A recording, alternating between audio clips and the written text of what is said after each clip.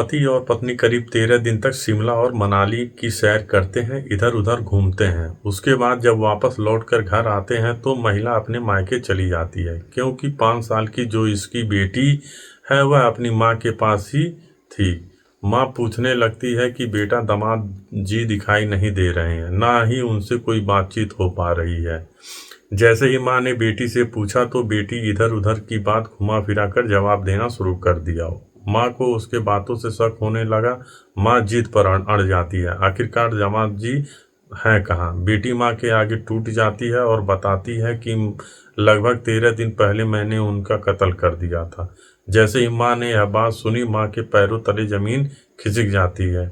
सोचने पर मजबूर हो जाती है कि वह अपने पति से बताती है कि तुम्हारी बेटी कुछ इस कदर की बातें कर रही है, मुझे तो यकीन नहीं हो रहा है। अब आप ही अपनी बेटी से पूछताछ करिए। तो बेटी ने अपनी माँ को जो बताया था वही सब कुछ अपने पापा को बता दिया और माँ उस लड़की को सीधे लेकर पुलिस थाने पर पहुंच जाते हैं। थाने जाने के बाद कहते हैं कि हमारी बेटी ने हमारे दामाद जी का कत्ल कर दिया है।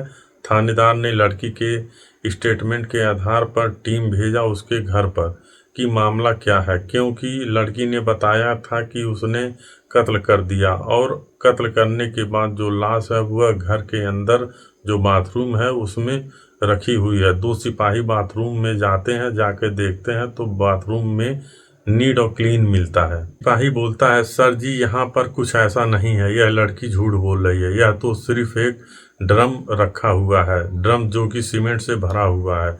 जब इस महिला से फिर से पूछताछ होता है तो महिला कहती है कि उसका पति उसी ड्रम में सीमेंट से पैक है, हमने उसका 15 से ज़्यादा टुकड़े करके चुनवा दिया है।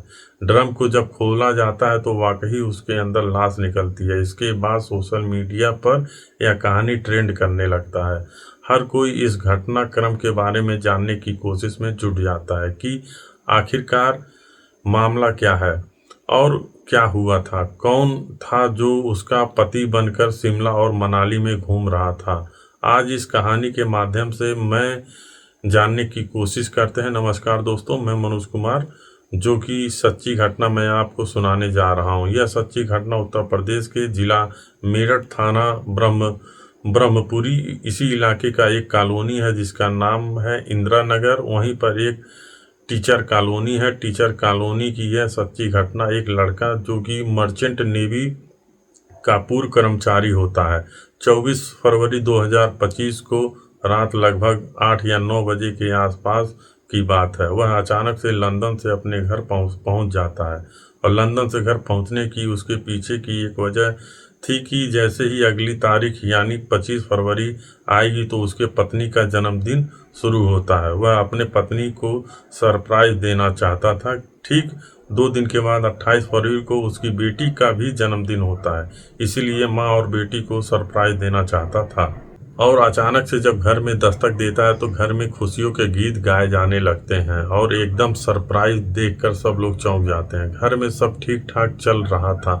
अगला दिन निकलता है, 25 तारीख को अपनी पत्नी का जन्मदिन मनाता है और 2 दिन के बाद वो अपनी बेटी का जन्मदिन मनाता है। घर परिवार के लोग वहाँ पर आते हैं, केक काटते हैं और खुशियों का गीत गाया जाता है। सब कुछ ठीक चलता है। 2-4 दिन बीत जाते हैं। 4 मार्च 2025 की रात लगभग 11 बजे आसपास पति आराम से सोया हुआ था। पत्नी उसके सीने पे आकर बैठ जाती है।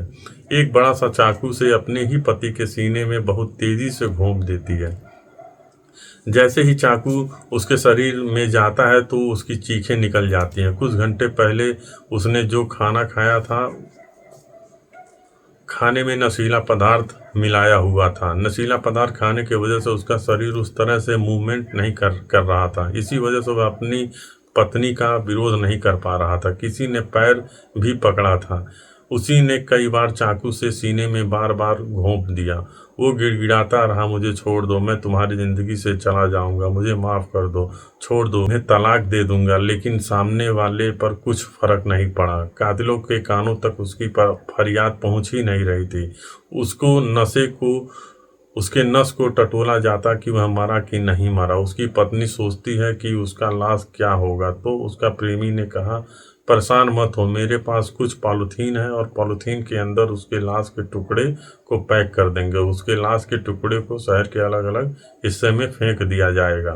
प्लानिंग कर रहे थे, लेकिन उसने कहा कि अगर बार बार यहाँ से निकलोगे तो मोहल्ले में सीसीटीवी कैमरे लगे होंगे और तुम कैमरे में आ जाओगे और फंस जाओगे। कुछ ऐसा करो कि हम लोग को कोई देख ना पाए। वो रात भर शरीर का टुकड़ा करते रहे। उसके शरीर के 15 टुकड़े किए और सारा खून बाथरूम के रास्ते नाली में चला गया। अगले दिन उसका प्रेमी बाजार से एक ड्रम और सीमेंट लाता है और बाथरूम में रखा हुआ बॉडी का टुकड़ा उसी पॉलीथीन के साथ उस ड्रम में चुनवा देता है। दोनों लोग प्रेमी और प्रेमिका एक प्लान बनाते हैं, क्यों न बाहर घूमने चलते हैं, और यहाँ से सीधे शिमला चले जाते हैं। और उसकी बेटी थी, वो अक्सर अपने नानी के घर रहती थी, क्योंकि अक्सर उसका प्रेमी उससे मिलने के लिए वहाँ आता था, इसीलिए उसकी बेटी बाधा ना बने, इसीलिए वो अक्सर नानी के वहाँ ही उसे छोड़ देती थी।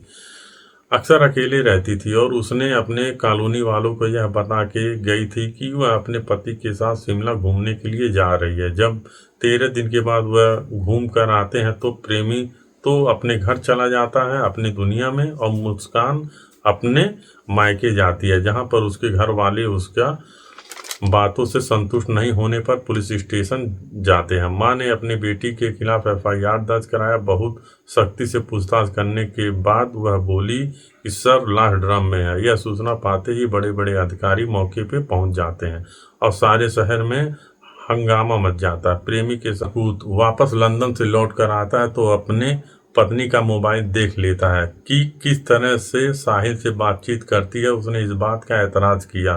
तभी एतराज करने के दौरान ही उसकी पत्नी मुस्कान ने साफ साफ बोल दिया कि मैं तुमसे तलाक चाहती हूँ, मैं अपना जिंदगी साहिल के साथ रहना चाहती हूँ। खौफनाक मौत उसको दी गई। काश उसने अपने प्रेमी को तलाक दे दिया होता तो शायद इतनी बड़ी वारदात नहीं होती, क्योंकि इस घटना के बाद मामला सोशल मीडिया पर ट्रेंड करने लगता है। ऐसी पत्नी भगवान किसी को ना दे। इस पूरे घटनाक्रम को सुनाने का उद्देश्य किसी को परेशान करना है या उसकी छवि खराब करना नहीं है, आपको जागरूक करना है। यह भी बताना है मुझे कि अखबार के माध्यम से मैंने जानने की कोशिश की है।